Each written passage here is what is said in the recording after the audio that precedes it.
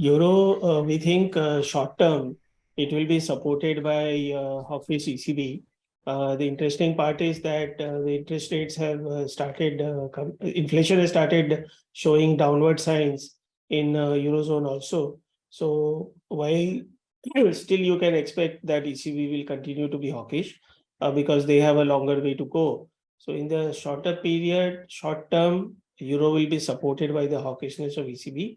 However, we think that they will be unable to increase the rates as US could because they have weak companies, they have weak banks, and they have weak countries. So overall, I think Euro will come back to one. So it's a good time to build the export hedges slowly and steadily.